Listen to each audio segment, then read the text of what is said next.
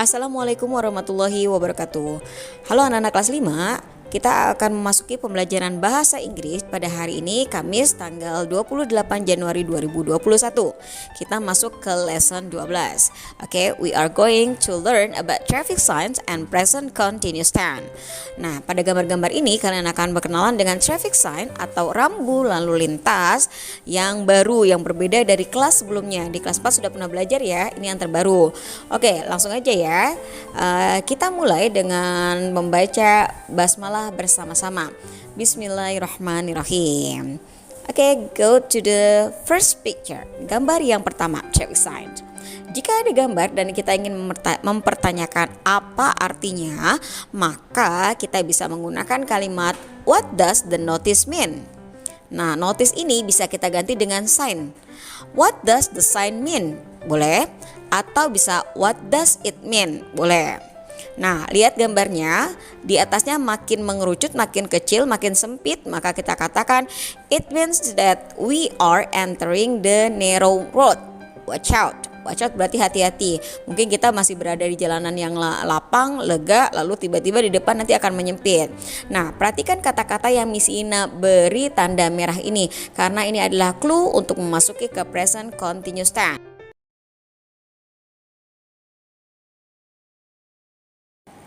Oke, next picture. The second picture. Lihat gambarnya, ada lingkaran lalu ada tulisan 80 km. There is a picture of sign and it is written 80 km. Ada tulisannya 80 km. What does the notice mean? Apa artinya? It means that you are driving too fast. Don't exceed 80 km per hour.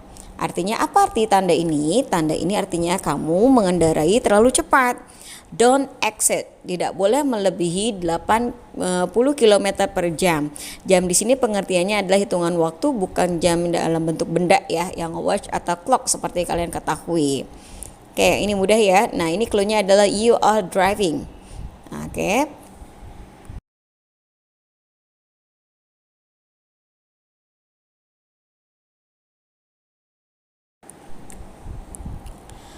Masuk pada gambar yang ketiga. Oke, go to the third picture. Pada gambar yang ketiga, sama pertanyaannya, what does the notice mean?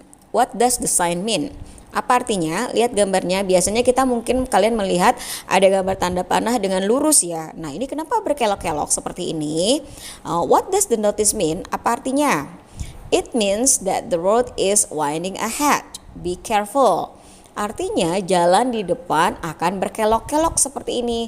Nah, sama seperti yang tadi, kita harus berhati-hati karena jalan lurus dibandingkan dengan jalan yang berkelok-kelok tentu berbeda. Berkelok-kelok ini membutuhkan konsentrasi yang lebih tinggi.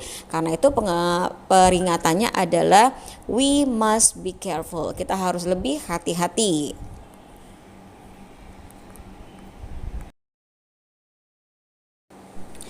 Oke, gambar selanjutnya, traffic sign. Lihat gambar di sebelah kirinya. What does the notice mean? Nah, pasti kalian mungkin ada sebagian sudah tahu ya.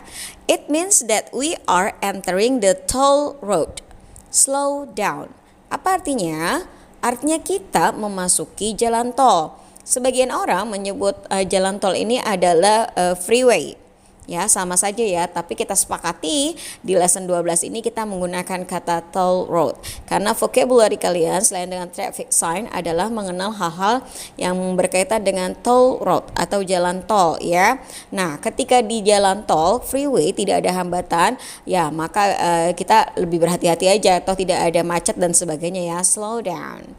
Ya, dan clue-nya adalah we are entering.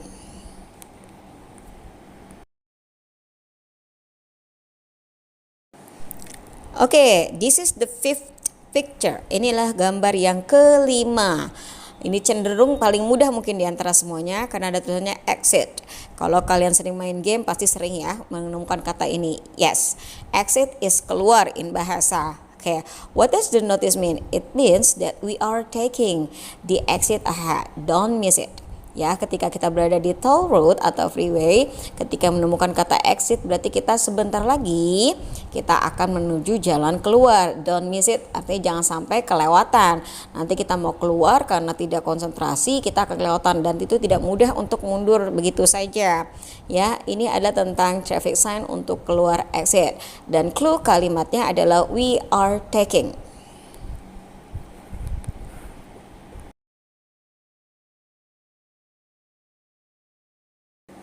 Sampailah kita pada the last picture, pada gambar yang terakhir. Oke, lihat ini ya, gambar terakhir.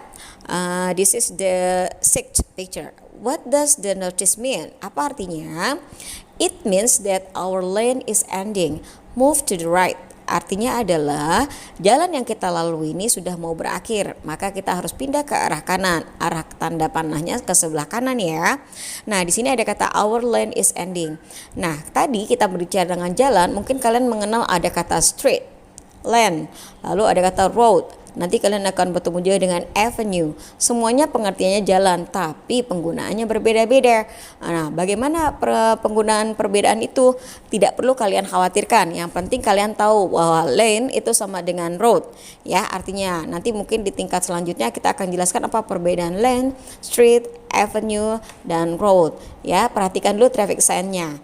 Nah, untuk traffic sign hanya 6 traffic sign saja yang kalian kenalan di lesson 12 ini. Nah, jangan tutup dulu videonya karena nanti akan ada penjelasan tentang present continuous tense juga dengan tugas yang kalian dapatkan pada minggu ini. Oke. Assalamualaikum warahmatullahi wabarakatuh. Halo anak-anak kelas 5, hi 5th grader. Bertemu lagi pada pembelajaran bahasa Inggris. Kali ini Kamis 28 Januari 2021. Today is the 28th of January 2021. Oke, sekarang kita sudah masuk ke lesson 12. Ya, nah, tadi kalian sudah menyaksikan video sebelumnya bahwa tentang traffic sign. We are talking about traffic sign, tentang rambu-rambu lalu lintas. Nah, sekarang bagaimana penulisannya? Kaidah bahasa Inggris yang tadi Miss Nina bilang clue dalam beberapa gambar, yaitu kita menggunakan present continuous tense. Sebenarnya apa sih present continuous tense? Present continuous tense digunakan untuk mengungkapkan kegiatan aktivitas yang sedang dikerjakan ketika kita bicara, sedang berlangsung pada saat itu. Sebenarnya ini juga bisa digunakan untuk semacam future arrangement. Tapi kalian nanti dulu yang penting belajar tentang bagaimana mengungkapkannya dan bagaimana cara menuliskannya secara sederhana. Kita simak ya. Nah, sebelum ke sini kita harus tahu subjek. Ya, ini hanya review atau pengulangan dari mata pelajaran sebelumnya. Subjek yang kalian ketahui yaitu ada I, you, he, she, it, we, they. Ini tidak harus dalam bentuk seperti ini, bisa ganti nama orang, nama hewan, bahkan benda, ya. Dan itu bisa gabungan dari beberapa nama orang juga bisa. Ini namanya subjek. Jadi dalam kalimat harus ada subjeknya, lalu harus ada to be. To be-nya apa saja? To be yang digunakan adalah am, is, are. Dengan penggunaan subjek yang berbeda. Berarti kalau am itu untuk I, ya, I pakai am. Lalu is buat apa? Is untuk he, she, it. Ya, orang kata ganti orang ketiga tunggal. Bagaimana dengan are? Berarti are untuk you, untuk we dan they. Nah, sini ya. Jadi nggak bisa sembarangan. Jadi nggak bisa you am, nggak bisa we is. Sesuai dengan pasangannya masing-masing. Lalu setelah subject dan to be, kita belajar tentang verb. Yaitu verb apa? Ya, verb adalah kata kerja. Ya, nah kata kerjanya polanya dalam present continuous tense dia mendapat tambahan ing. Di sini ada 4 kata yang biasa kita gunakan: play, wear, go, and make. Maka play kita rubah menjadi playing. Tinggal tambahkan ing di akhirnya. Lalu wear menjadi wearing. Ini bermain, memakai. Nah, lalu go menjadi going. Nah, bagaimana dengan make? Jika kata verbnya berakhiran e, maka penambahan ing-nya adalah e-nya dihapus. Jadi tinggal seperti ini. Ini yang benar. Jadi jika ada tulisan seperti ini, make tambahin ing jadi making, ini salah. Ya, jika berakhiran is seperti ini polanya. Nah, kita gabungkan dalam satu kalimat patternnya. Polanya ada subjek, ada to be-nya, ada verb in-nya, lalu objek atau komplement keterangannya. Ya, yang sederhana. Contohnya, Miss Ina is teaching English. Ya, Miss Ina is teaching English. Miss Ina di sini sebagai subjek, karena dia kata gantinya she, maka to be-nya adalah is. Teach dari kata teach, berarti tinggal tambahkan ing, lalu English. Contoh sederhana lagi, atau misalnya Miss Ina menggunakan nama orang, Rosa and Dita. Karena dua orang, maka kata gantinya adalah they. Berarti to be yang digunakan adalah are. Rosa and Dita are. Misalnya playing, kata playing, bermain bersama, playing together. Nah, ini di sebagai subjeknya yaitu they, ini to be-nya, playing verb-nya, dan together adalah objeknya. Mudah ya? Nah, bagaimana kalau penulisan negatif? Negatif gampang sekali. Dari kata yang di atas ini, misalnya kalimat yang ini, kita tinggal tambahkan not-nya di depan to be. Is kita tambahkan not. Nah, penambahannya yang lainnya tidak berubah. Is teaching English.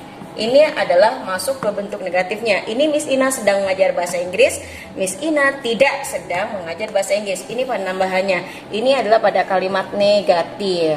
Sedangkan interrogatifnya, pindahkan isnya ke depan. Jadi is Miss Ina teaching English? Nah, seperti ini. Apakah Miss Ina mengajar bahasa Inggris? Kalau yes, yes. Miss Ina kata gantinya she. She to be-nya apa? Is. Kalau no, no. She is not. Seperti ini caranya. Ya, yang paling kalian pahami adalah gini. Nah, dalam sehari-hari, kalian kalau ada tugas, jika ada tugas usahakan membuat sendiri. Jadi nggak perlu lihat di Google, cari yang sederhana. Misalnya, kamu lihat ibu kamu, oh my mother is cooking. Nah, kamu lihat my father and my mother, dua orang. My mother and my father are, misalnya, are watching TV. Dua orang kan? Gampang. Kamu mau lihat teman kamu, oh teman kamu lagi ngapain nih? Lagi bermain sepeda. Oh, teman-temannya laki-laki namanya Andi. Andi is riding a bike. Nah, seperti itu yang gampang-gampang saja. Jangan yang susah-susah, ya. Bagaimana dengan tugas hari ini? Tugas hari ini nanti akan Miss Ina berikan dalam bentuk G-form. Mudah ya. Ingat sekali lagi, gunakan kata-kata sendiri jika ada tugas untuk membuat kalimat dan kerjakan sendiri tugas yang diberikan. Ini mudah. Kalau ada kesulitan tentang present continuous tense, kalian bisa pelajari lagi videonya dan atau bisa bertanya langsung ke Miss Ina. Nanti akan Miss Ina jelaskan secara private atau secara pribadi. Nah, tugas hari ini adalah kalian mengerjakan evaluation di lesson 12. Ya, evaluation di lesson 12. Ini jangan lupa evaluation di lesson 12. Lalu kerjakan G-form-nya. G-form-nya nanti akan Miss Ina berikan setelah kalian menonton video ini. Sampai sini dulu ya. Mudah-mudahan membantu pembelajaran kalian. Mudah-mudahan hari ini kalian walaupun cuacanya mendung, kalian tetap sehat, bersemangat dan ceria. Wassalamualaikum warahmatullahi wabarakatuh. See ya.